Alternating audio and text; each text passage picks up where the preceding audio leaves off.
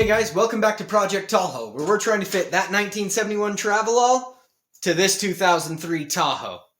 This week, our goals are just two things that we're focused on.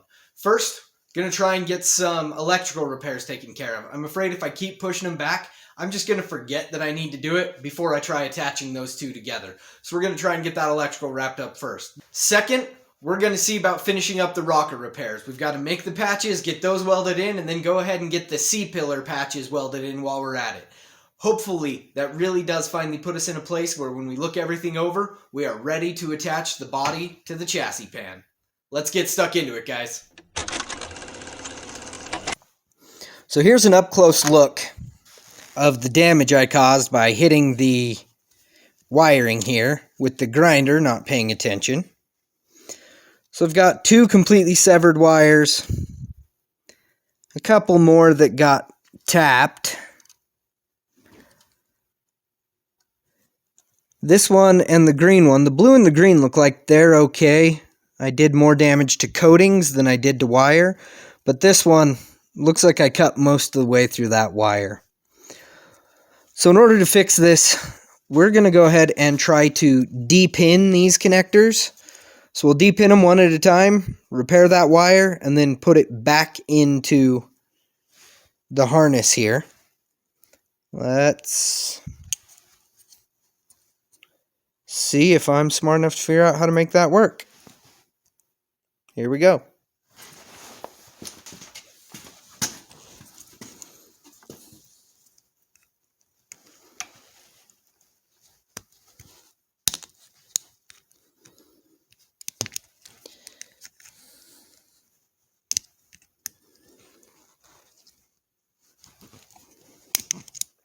Lots of these larger connectors, particularly in late model vehicles, will have something like this blue thing, which is a clip that locks everything in place.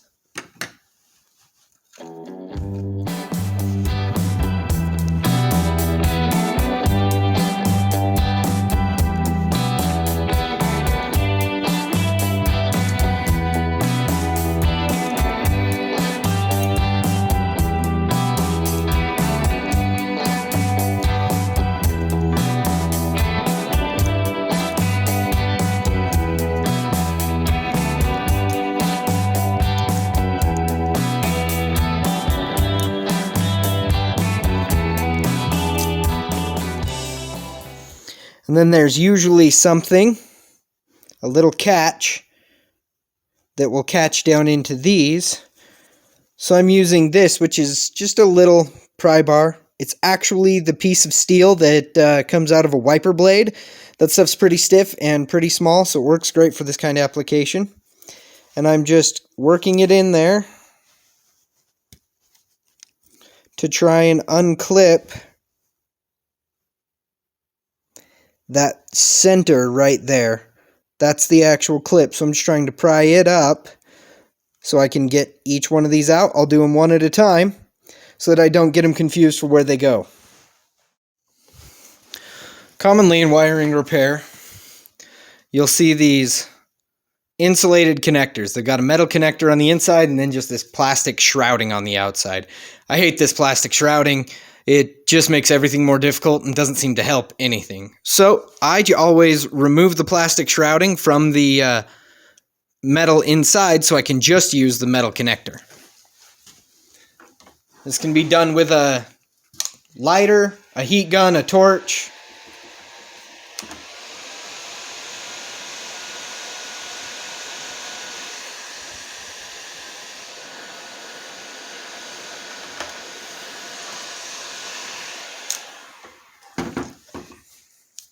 You just got to heat the plastic up enough that you can shove the metal out of it.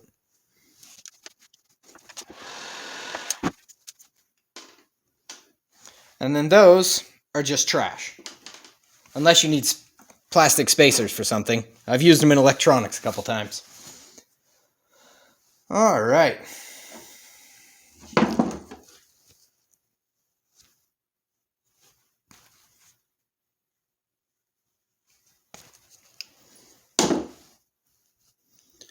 So we'll strip that wire back.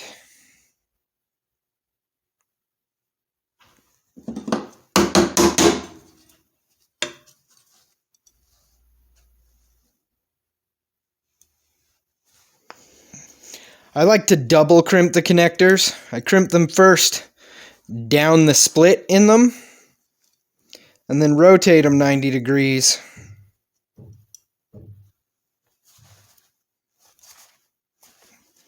And crimp them again. So you end up with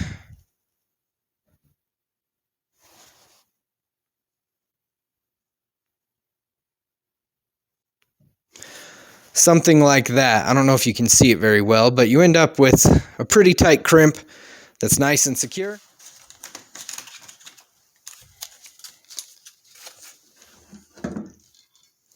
Then we'll just get a little tag of heat shrink. Come back down here, make sure we're looking at the correct color cut wire.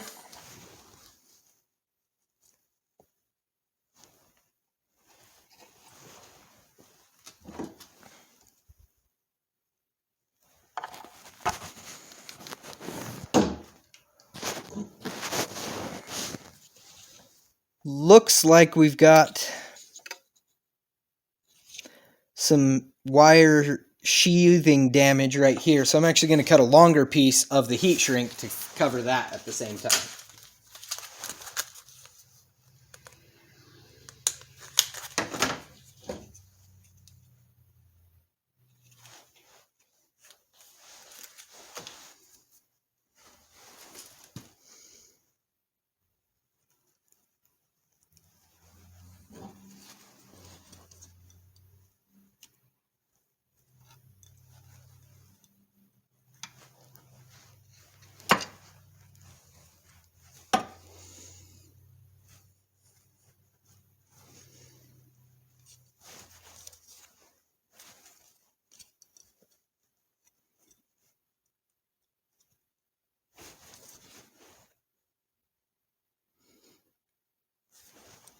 And I've just made the amateur mistake I make all the time. That's one wire, and that's the heat shrink. If I'm lucky, I can fit it over the head of this thing, but okay, good. Usually that doesn't work, and I have to cut the whole stupid thing back apart and put the heat shrink on. So don't do that. Always put your heat shrink on before you join the two pieces.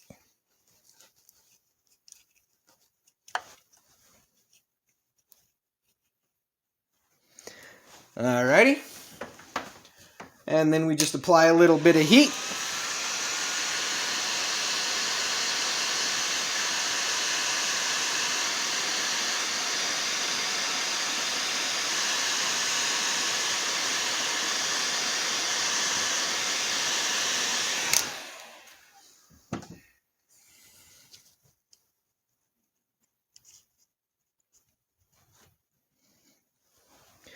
And that is one done. And this one was the top corner over here.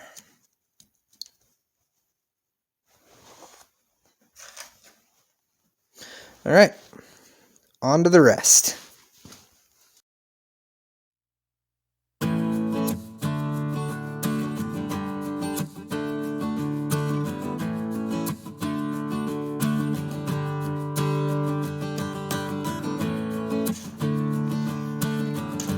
The other thing when you're doing a repair like this or shortening wires, if you're modifying a harness or anything, is you always want to leave some length of the color exposed right at the end so that when it's all plugged in, you don't just have a wall of all the same color with the heat shrink that you've put on. So you always want to try to leave at least a little bit showing so you know exactly which color you're dealing with if you have to mess with the harness later.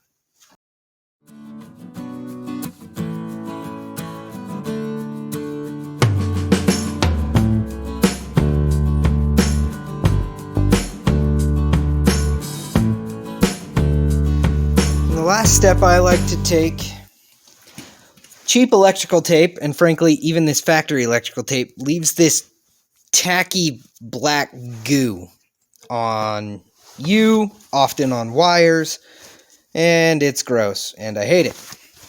So a trick somebody showed me on a forum one time, using just the cheapest electrical tape, I think this is Harbor Freight, less than 50 cents a roll when you buy a 10-pack. You first, let's unplug this, make this a little easier.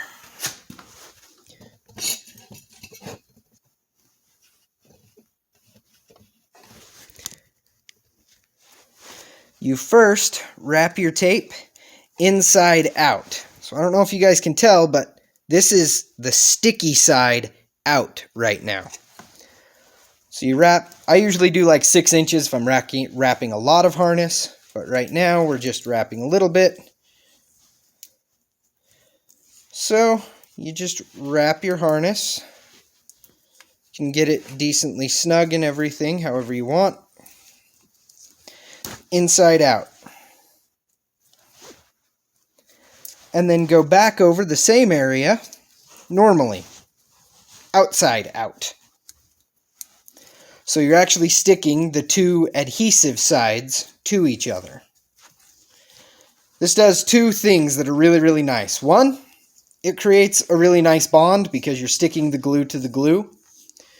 2, it creates a clean vinyl tube, tight fitted, that your wires live in. However, the wires can still move against each other. They don't actually get glued to the tape because it's just the outside of the tape resting against them.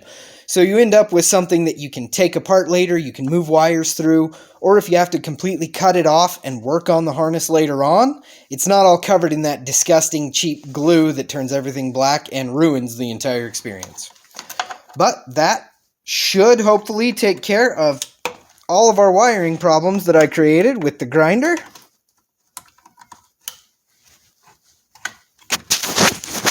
Tuck that all back in.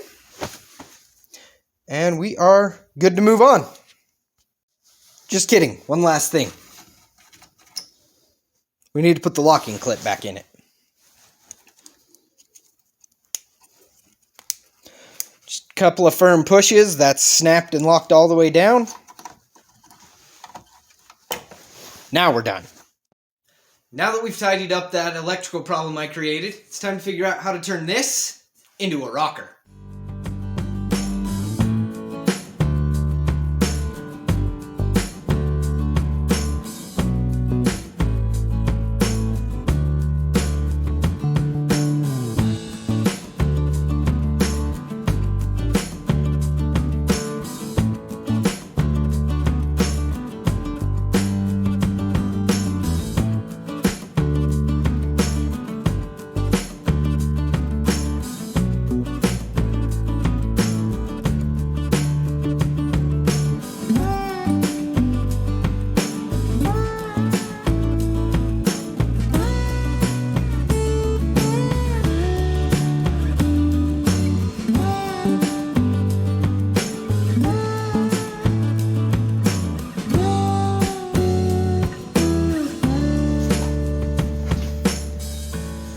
Alright, well, that is far from perfect, but I'm pretty happy with the way it's lining up with my template, and I think it's going to be good enough.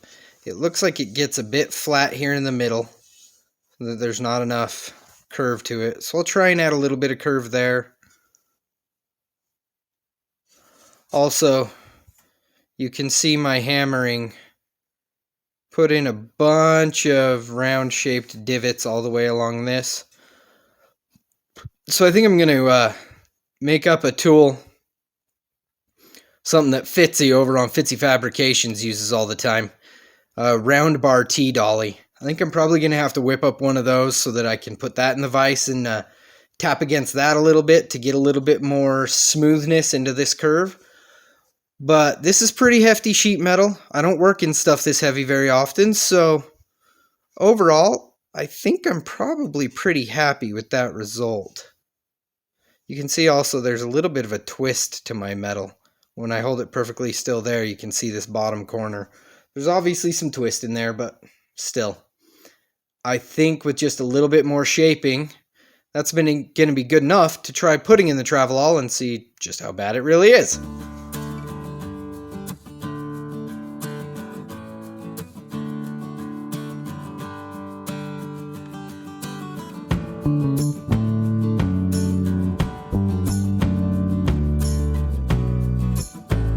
I just did it again. I can't believe I'm that big of an idiot. I haven't done that in months.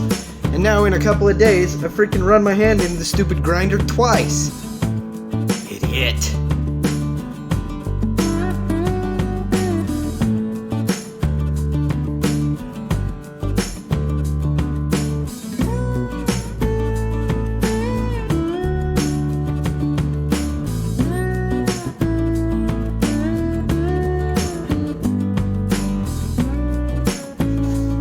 I did get some really nice coloration through there where I superheated it on the end. Alright, T-dolly made out of random scrap. Awesome.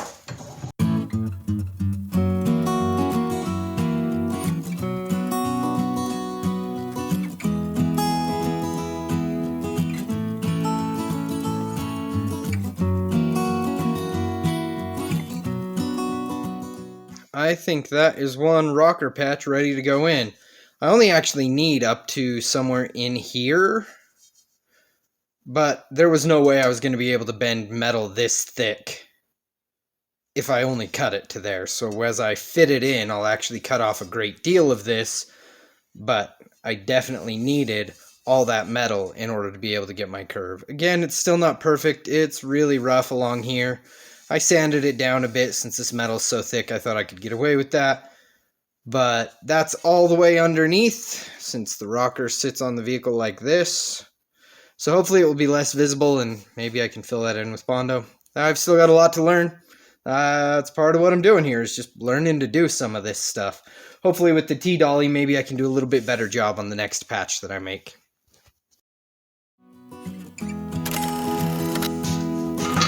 So I've made a couple more minor adjustments here that you didn't see on camera, but it's just been a little bit of tapping on it to flatten the curve. Now, it's not perfect. There's still some gapping there, but overall, I'm pretty happy.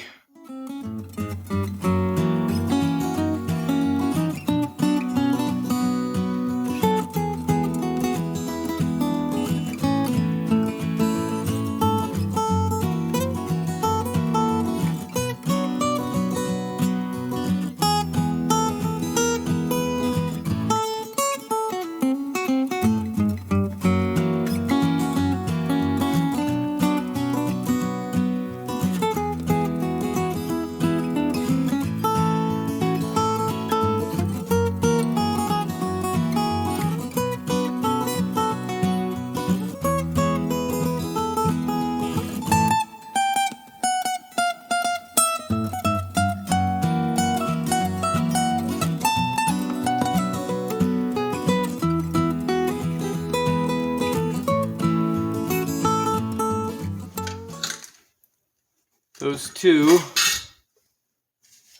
can't really see it. Try again. There we go. Seem to line up fairly well for being handmade, and I don't know what I'm doing. So that's two patches. Standing here at the back of the driver's side looking at the rocker, that's where one of these repairs will go. However, you can see, well, kind of, let me try and give you some light here, that there's an end cap on it in here.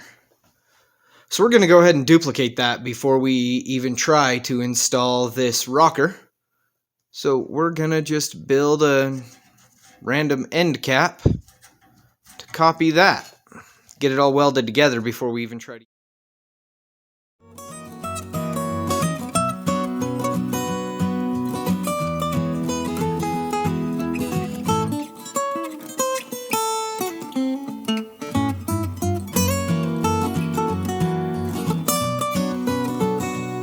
There is our finished edge. So that will sit up in there and provide that backing plate.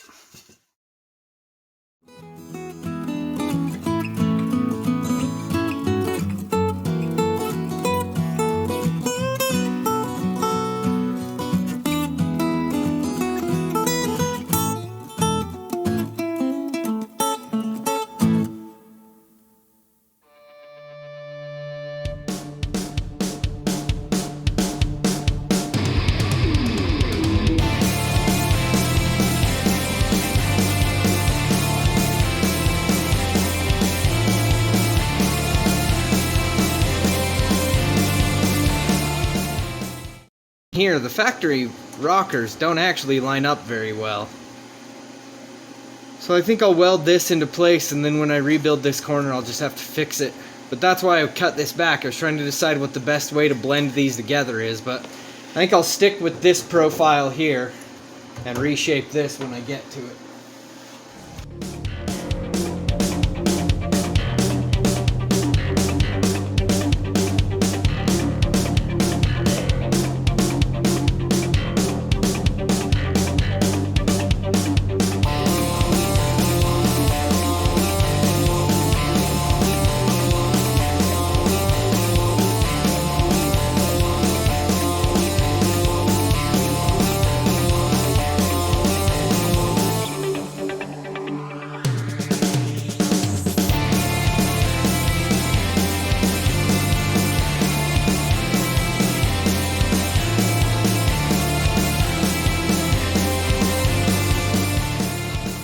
Here's the first finished repair. Got a couple little pock marks that I probably could have welded up. Come on, focus.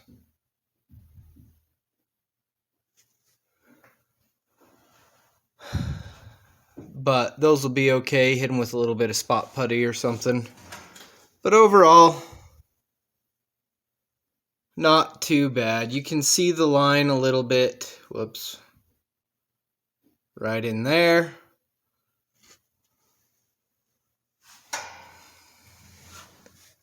But overall, I'm pretty happy with that patch. Also, my bottom corner right here, this corner, is not quite as tight. So you lose a little bit of definition when you get to my repair.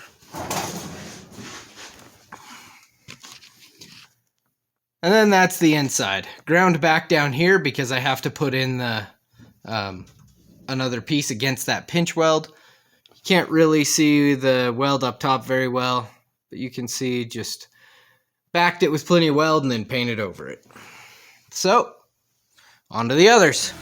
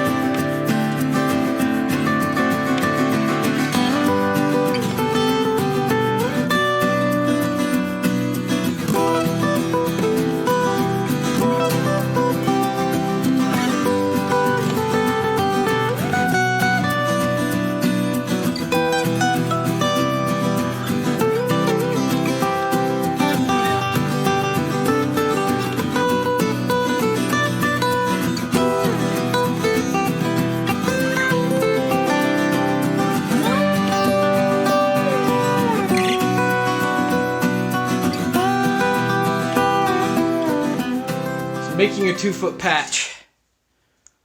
Whew. It might have been more than twice as hard as making those other 1-foots. I spent the whole time thinking there was a good chance I was going to have to cut this in half and just make 2 1-foots. And then weld it back together once I attached them to the vehicle. So I had to get a little more clever. I didn't like how my bottom line here was not as crisp as it was on the Travelall. I've tried to hammer that in as I went, but still.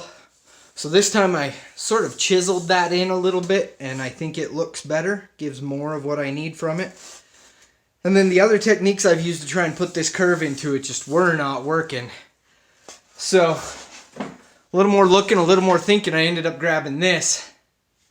This is a hardwood flooring hammer, but it's a pretty dense rubber. Probably not quite what body shaping mallets are made out of, but if you look at that thing, it's got a really nice soft dome to it. And that ended up, once I wedged it against something, giving me enough to put, I don't know if you guys can see that or not, but to put that curve into it. And honestly, at this point, this patch is every bit as good as the others I've made, if not even maybe a hair better, actually, in its overall shape compared to what I'm taking out of, or, sorry, I'm really tired from swinging that hammer. Better shape compared to the rest of the rocker where I'll be putting this in, so it should line up pretty well with the factory rockers. Well guys, unfortunately that's all the time I have for this week. I've been pushing really hard here on the weekend. I was really straining to get all 3 of these rocker patches in, but unfortunately it's just not in the cards. So we'll go ahead, get this last rocker patch installed in the next episode. Couple other minor details we're going to take care of while we're at it. We can at least set the Travelall body back down on the Tahoe for the last time by the end of next episode. At that point, I don't know if I'll be ready to start welding, if I'll have time to start welding, but at the very least, it will be there, it will be sitting there, it'll be ready for me to come out into the shop and just start the major points of assembly tying these 2 things together. It's been a pretty long road getting there. I'm super excited to be getting to this point. I want to thank you guys for joining me on this ridiculous adventure. If you're enjoying the shenanigans, please like, subscribe, tell your friends what's going on here so they can come and join in the fun. Leave comments, let me know what's working, what isn't. I'm having a ton of fun and I'm really glad I'm able to bring all of you guys along for the ride with me. My channel did just barely hit 1,000 views, so thanks everyone for that. It's a small milestone, but it's a cool one for me. I'm enjoying what I'm doing and it's nice to see people coming along with me. Anyway, we'll see you guys on the next one. Thanks.